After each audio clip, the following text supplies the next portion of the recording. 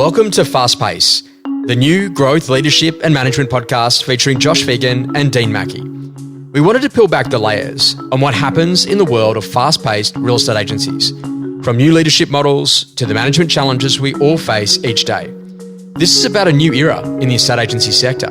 Rapid changes to business models, service lines, remuneration and growth present the greatest opportunities that we've ever seen. Sit back, get inspired, grow your skills and reimagine what's possible with Fast Pace.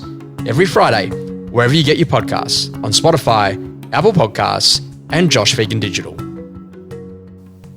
Dean, one of the big observations is that about learning how to beat the market of the day.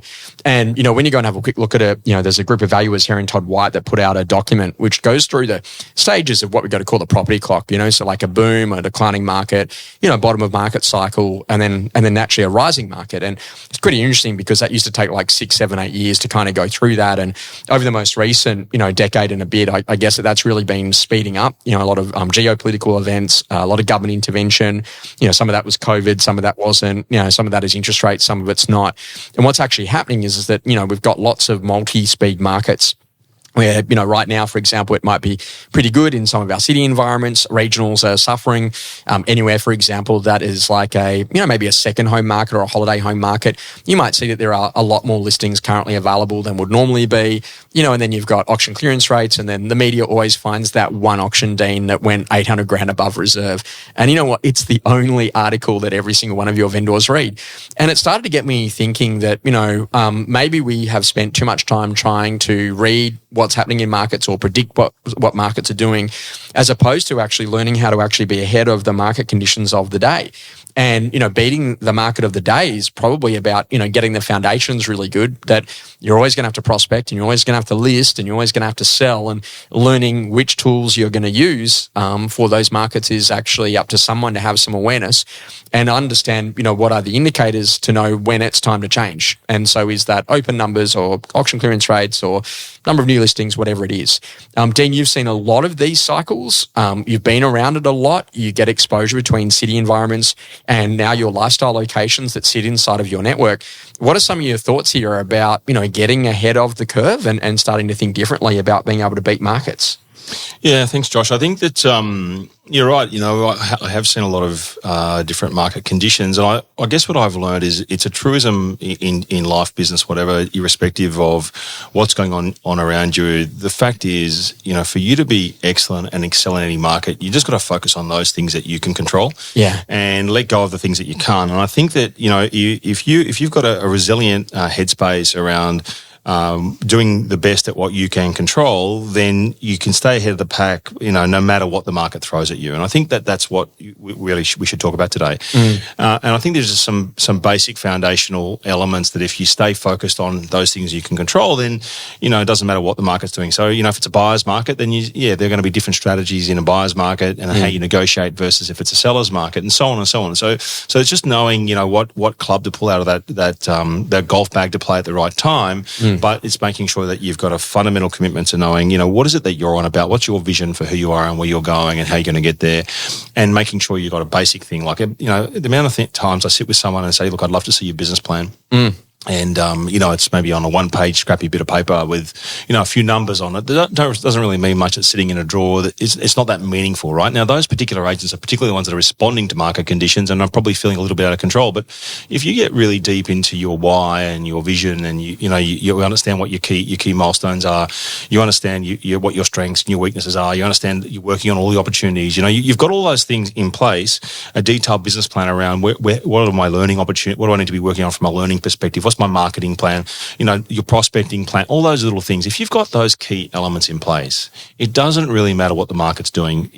And it's your job then to focus on how do you grow your market share, how do you outperform everybody else? And it's by doing the little things really, really well. So consistency of energy and effort and being able to say, okay, great, I need to change now. Yeah. Rather than not leave it a pull, right? Because even though the market changes, that's okay. Being ahead of it, right? So if you're focusing your business forward focusing rather than backward focusing, and you're always looking 90 days ahead. I mean, simple things like I got to tell you, the amount of times I see people just poorly plan their leave dates, and work. What's wrong with all of August stuff?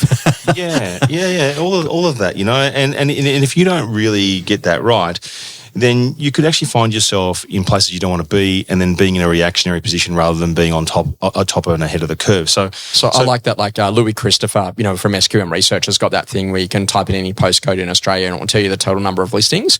And Dean, I use that all the time. When I'm going to go and work with a client, I just quickly plug in their key postcode, and what it will tell me straight away is that how many properties are north of 180, north of 90 days, how many are between 90 and 30, and how many are 0 to 30.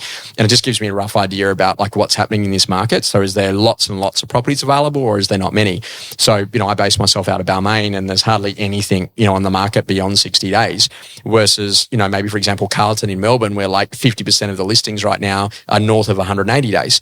And that goes to tell me lots of apartments, student stuff, whatever is kind of stuck on the market for a long period of time. But it gives me a bit of a flavour for what to teach, what to train, and what to test.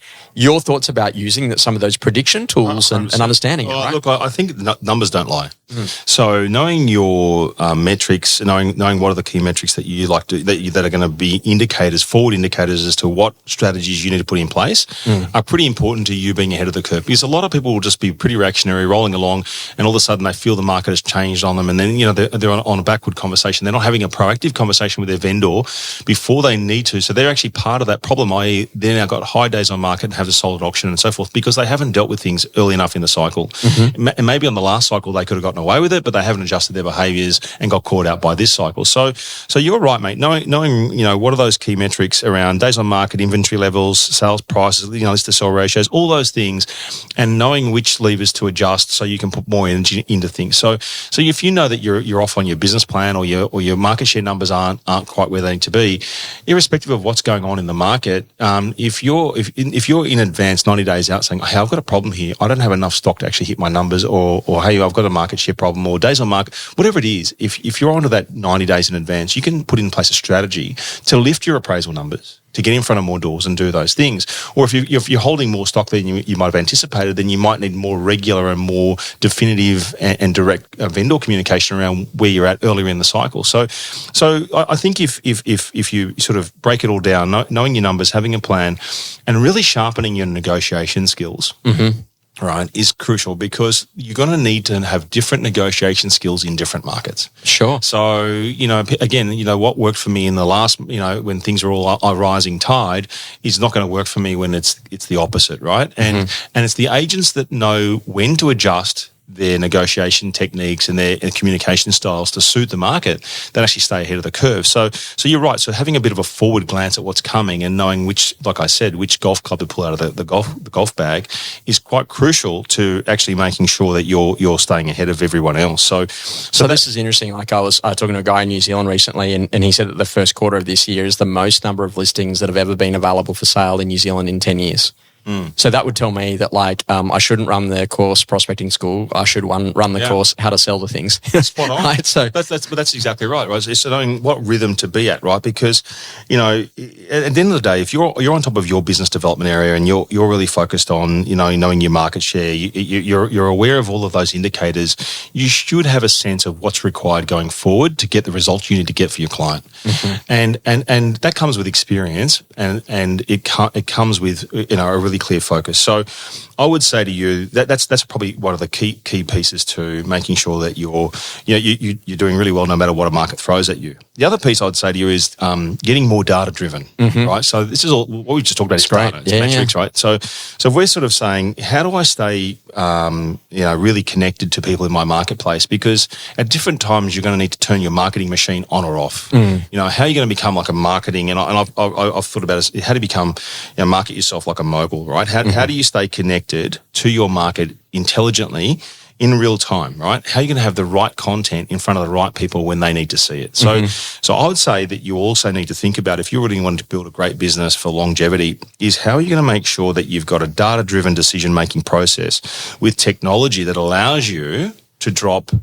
content, properties, your profile, whatever, in front of the right people at the right time. So making sure all of your data, having a system that works for you to make sure that all of the information you collect about your clients is feeding back to your CRM and driving content and your prospecting time, means that you're taking the guesswork out of it. And to me, if you do that, you pretty much have a bulletproof business, because you're no longer just having to waste a lot of time on stuff that's not getting you closer to the customer, but being where you need to be at the right time. And Dean, it's also about being like really schooled on the right things. So when you think about that, there's a thing when you're trained to be a pilot about becoming instrument rated. And instrument rated is that assume that you can't see out of the front windows of the cockpit, can you land the plane? And so that's actually very important in fog or nighttime conditions or whatever where you can't visibly see. And, it takes a level of skill to become instrument rated. How well are you in terms of instrument rating and understanding it? So most agents in a good market list 4, sell 4, and in a bad market list 4 and only sell 1 and don't know why that's happening. And so without the right sales process and or if that's just going to be the number, then you might have to list, 8 properties in order to be able to sell the normal 4 because clearance rates have slipped with days on market. So really there is a relationship to every key metric inside of the business. My version of that is don't chase too many, but find the 1 or 2 that are important. So when I drive, I look at the speed in kilometres, which is important. If I see the little warning light come off that I'm running out of petrol, then all of a sudden I then make different decisions about where I'm going to go in my route and what I might do next. That's important inside of your business. At what point does that warning light go off? So what percentage of your stock is making it to day 28 without selling? What's happening to clearance rates? What's actually happening to all of those things? Are you getting early offers on stock? Are you getting second appointments, right? Well, you should know. You should have a pretty good handle on the pulse of the market, active market. But if I think also for agents to be successful, stay ahead of the curve is to narrow your focus a bit. Like you don't have to try and be relevant to 5,000 people, right? But if you narrow your focus and you actually genuinely contact your people in your CRM, every 90 days, every 90 days, and you'll get a pulse on where they're at and what's going on, what your pipeline's looking at. So I think in summary for me, it's about how do you make sure that you sharpen your skills, you've got a really good plan, your negotiation is spot on, and so that you're relevant and in front of people at the right time, so that you're the go-to agent in any market, right? There are definitely agents who can sell in any market, but there are other agents that people go, I'm going to use that agent because I know that agent's going to do an amazing job no matter what, right? So I think, it requires constant learning, right? So this is all about saying, how am I going to stay relevant? So I've talked about some digital and data pieces and technology pieces. There's a lot of agents that still block that out, right? But to be relevant into the future, your customers are going to expect you to be able to, have that digital interaction with them as and when they want to. And so we've got to constantly learn and adapt, right? So for me to stay ahead of the curve, you can't just keep doing what you've always done. You've got to know your numbers and know all those things and put all the right practices in place. But you've got to constantly be thinking about how am I going to become better so I can stay ahead of the rest.